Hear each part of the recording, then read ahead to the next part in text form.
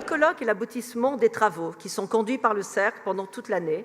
Il est le fruit de la réflexion qui est menée par les réseaux qui sont ici dans la salle, les réseaux de femmes et d'hommes qui sont engagés à faire progresser la mixité au sein de chacune de nos entreprises. 13 entreprises engagées pour la mixité. Alors nous y associons aussi, bien sûr, les autres réseaux, les organisations, les expertes et les experts, les amis qui sont présents dans la salle et qui agissent aussi pour l'égalité et la mixité, que je salue chaleureusement pour leur engagement et leur fidélité. Alors notre engagement est plus que jamais important aujourd'hui dans le monde troublé où nous vivons et où les droits des femmes sont de plus en plus menacés et même, je dirais, bafoués. Les crises économiques, politiques et sociales que traverse le monde aujourd'hui aboutissent à toujours plus d'inégalités. Et vous le savez, ce sont toujours les femmes, souvent les femmes, qui en sont les premières victimes. Et l'on ne peut que s'inquiéter de ce recul, en particulier pour tout ce qui touche la vie privée et la liberté des femmes. Et à contrario, les entreprises, et notamment les nôtres, qui sont engagées depuis longtemps dans la recherche de l'égalité femmes-hommes, paraissent aujourd'hui constituer des lieux privilégiés de liberté et de respect et en valeur d'exemple, même s'il y a encore, nous le savons, des marges de progrès. Mais elles sont des espaces de résistance aux extrémismes en tout genre, au sein desquels les actions des réseaux du Cercle se développent depuis 16 ans. Si les conditions nous y sont désormais plus favorables, nous savons qu'il reste encore du chemin à parcourir dans nos industries pour aboutir à la mixité et, osons-le, pourquoi pas à la parité, tant attendue à tous les échelons et dans tous les métiers. Savez-vous que dans le monde, si les femmes étaient à parité avec les hommes sur le marché du travail, le PIB mondial, selon McKinsey, augmenterait de 26% d'ici 2025.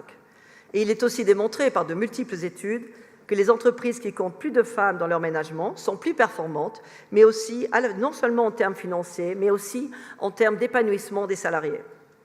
D'où notre ambition collective d'aider les entreprises à féminiser leurs équipes et à créer les conditions favorables à l'équilibre des genres, qui est aujourd'hui considéré comme un levier de compétitivité.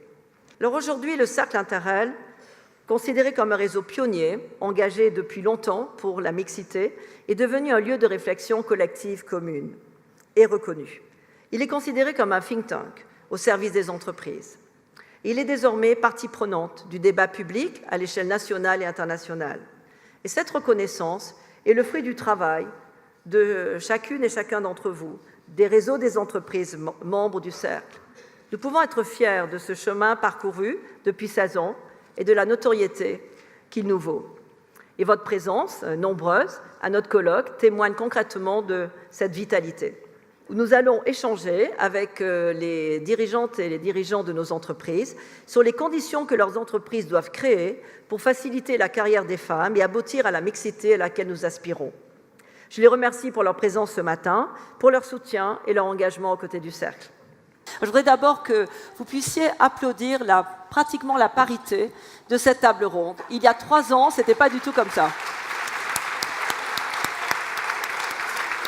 D'abord, vous avez face à vous quelqu'un qui, à peu près il y a 30 ans, son premier chef était une femme. Donc moi, j'étais... Vous avez résisté. Donc, et je suis ici aujourd'hui aussi parce qu'une autre femme a décidé que j'avais les bons profils pour venir travailler en France. Donc je suis très reconnaissante. Devant ce nouveau contexte, devant la montée du digital dont Fabienne parlait un petit peu plus tôt, en fait, on s'est rendu compte que c'était la bonne opportunité de relancer un petit peu l'initiative de diversité homme-femme, parce qu'en fait, le digital devrait nous aider à amener plus de profils féminins dans l'entreprise, d'où l'initiative 20 000 femmes dans les milieux de la technologie, des mathématiques, des sciences d'ici 2020. Aujourd'hui, on en a 14 700. Okay, donc l'idée, c'est vraiment d'inverser la tendance et la proportion. Donc en fait, c'est autant d'initiatives derrière laquelle l'entreprise se rallie et le Women Network est là pour aider. Merci, c'est une belle ambition. Oui, Elisabeth ? Catherine, je voudrais juste rebondir sur ce que vient de dire Valérie, parce qu'on parle depuis tout à l'heure beaucoup de digitalisation. Et je suis bien placée pour en parler, parce que c'est le cœur de notre activité chez Lenovo. Je voudrais juste qu'on se souvienne tous que les machines sont faites pour être utilisées. La digitalisation, c'est juste un mode de fonctionnement. Et de la même manière que vous pouvez avoir la plus belle voiture du monde. Si vous décidez de ne pas la conduire parce que vous avez peur, elle ne vous servira à rien. Donc tout ce qui se construit pour servir aux hommes et aux femmes. Et aujourd'hui, c'est vrai qu'il y a énormément de choses qui sont faites, énormément d'outils, énormément de devices qui sont inventés pour faciliter la vie des gens en général, pas les femmes en particulier. Et je crois qu'il faut être honnête et dire que la digitalisation, ceux qui l'embrassent le plus rapidement et le mieux, ça reste encore les hommes. Donc, ça n'est pas parce qu'on rentre dans un monde digital que nous favoriserons forcément la mixité dans les entreprises. Et c'est bien de le faire, mais ça n'est pas suffisant. Et ça vous appartient, ça nous appartient à tous, de choisir les outils que nous avons envie d'utiliser. Maintenant, quand GE développe la digitalisation ou quand Orange le fait, c'est pour nous faciliter la vie. Donc, à vous de choisir de ce que vous avez envie de faire de votre vie. Si vous aviez un vœu, je dirais un rêve, dans le futur pour accéder à la parité, quel serait ce rêve-là? Alors, qui démarre? François.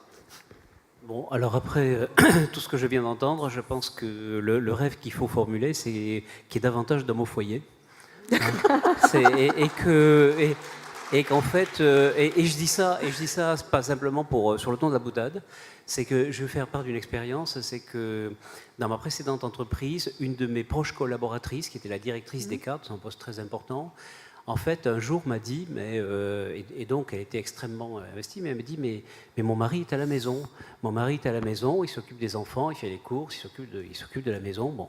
Et le jour où on a proposé à cette personne de devenir directrice de région en Bretagne, ce qui est un gros poste, ben, il n'y a eu aucun problème.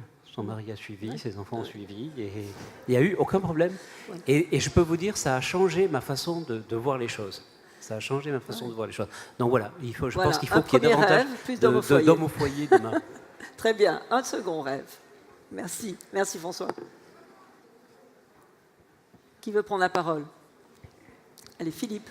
Ah non, c'est Valérie. Valérie. D'accord, j'y vais alors. Mon vœu serait que toutes les femmes aient accès aux carrières professionnelles dont elles souhaitent, sans obstacle. C'est mon vœu. Merci. Philippe. Le vœu, il est relativement simple. C'est un peu comme moi, c'est un peu comme l'environnement. Si chaque homme s'y met et fait ça de façon quotidienne, avec des petits gestes, les choses vont avancer beaucoup plus vite. Merci. Moi, mon vœu, ce serait qu'on arrête de penser que les femmes sont une minorité et qu'on prend un risque quand on nomme une femme. Parce que nous sommes une majorité. Hein. Nous sommes 52% de la population. Anna? Moi, ce serait que chaque femme puisse réaliser son potentiel parce qu'elle a confiance en elle. Merci. Alors, Elisabeth, une phrase. Ah non, Catherine. Non, je voudrais juste vous dire qu'il y a 6 ans, je faisais partie du groupe d'animation du Cercle Interrel ici. Donc il y a 6 ans, j'étais avec vous, mesdames, pour organiser cette belle session. L'année dernière, j'étais assise là où vous êtes. Je forme juste le vœu que dans quelques années, ce soit des personnes qui sont ici qui arrivent là. Bravo.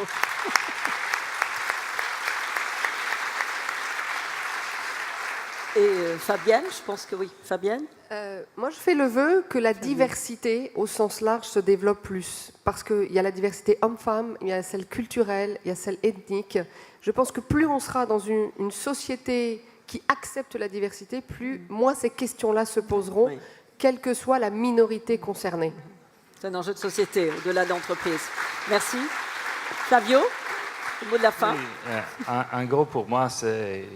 J'espère qu'un jour, il n'y aura pas besoin d'avoir un cercle, des cercles. C'est hommes, femmes, des cercles. Parce que la mixité, ça sera partie de notre vie quotidienne.